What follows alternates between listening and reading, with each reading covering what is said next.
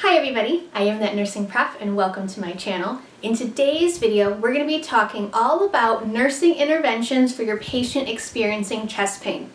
Chest pain is a serious symptom that can be life-threatening, so it's important for you, the nurse, to know what to do.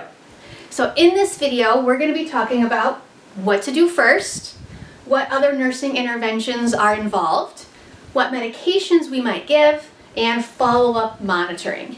So let's get into it. So what do we do first? Well, what do we always do first? Assessment, right? That's why it's the first part of the nursing process. So what are we going to assess? We're going to do a focused cardiovascular assessment on these patients. We're going to check their vital signs, and then we're going to do a pain assessment. Sometimes pain that feels like chest pain is referred pain from somewhere else. So your first instinct is going to think, oh, it's a cardiovascular issue, but maybe it's not. Maybe it's a GI issue that's having referred pain to the chest. So an assessment is going to help us figure that out.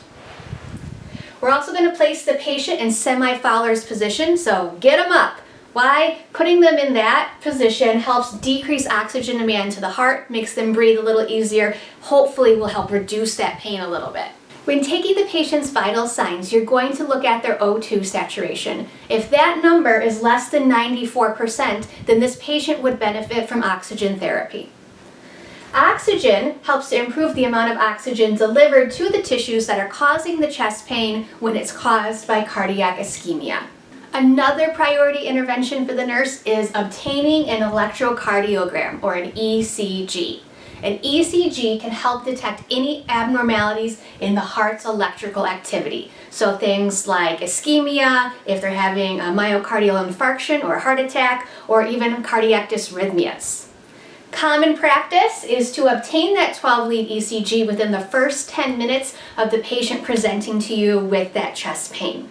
And that's a good thing when we do it, because they have shown that rapid identification of changes in their ECG improves patient outcomes. Now let's talk about those medications. So number one, first most important medication you're going to give to this patient is nitroglycerin. So nitroglycerin works as a vasodilator, so it decreases the workload of the heart. Important things to know about nitroglycerin. One, we're going to be checking that blood pressure before we give it. Because it is a vasodilator, it can cause hypotension, so the blood pressure to drop very quickly and to be very low. The second special thing about nitroglycerin is that it is sublingual medication, meaning it's given under the tongue. So the patient shouldn't swallow it, they shouldn't chew it, they shouldn't take it with water. Other medications you might give, anticoagulants like heparin. This works by decreasing clotting time. Antiplatelets like aspirin, this keeps platelets from clumping together and causing a clot. And then what about that pain? Well, morphine can be given for pain in some situations. There has been updated guidelines that morphine is not standard protocol for medications anymore, but if your patient is experiencing severe pain, it might be ordered. It's important for the nurse to remember to stay calm in this situation because your patient probably isn't calm. This is very scary, having chest pain. They can be anxious, they can be fearful.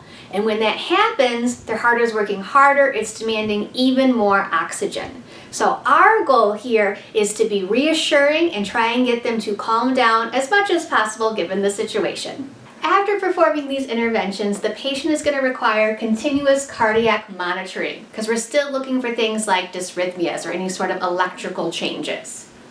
We want to monitor that blood pressure very closely, so checking for trends in the blood pressure. So if we notice the blood pressure gets really high, like 180 over 120, this can mean they're in hypertensive crisis. Or if the blood pressure drops suddenly, they could be in shock or having a heart attack. We want to monitor that oxygen saturation, whether or not they are on room air or you've given them supplemental oxygen. And then that pain level is also really important. Any increase in pain can indicate that the situation has gotten worse. If it is determined that the patient's chest pain is caused by a myocardial infarction, there might be some additional interventions required. They might require cardiac catheterization, thrombolytic therapy, or a PCI, which is percutaneous coronary intervention. And we need to figure this out pretty quickly because time equals muscle. The faster the blood flow is restored, the more heart that can be saved. Here's your NCLEX review. So first thing we want to do, assessment. We need to assess their cardiovascular status, their vital signs, and of course, the pain. Position them in a semi-Fowler's position, get them up. Apply oxygen if necessary, so if their O2 is less than 94%. Obtain that 12-lead ECG within the first 10 minutes, and then give medications like nitroglycerin. And once we do that, we want to continue to monitor these patients because their status can change very rapidly. Chest pain is an emergency and should be treated as such. So thorough assessment, quick acting, and a calm professional demeanor by the nurse is going to be your priority. So that was my video. I hope you found this helpful. Don't forget to like and subscribe. If you have any questions or comments, please let me know, and if not, I'll see you on the next one.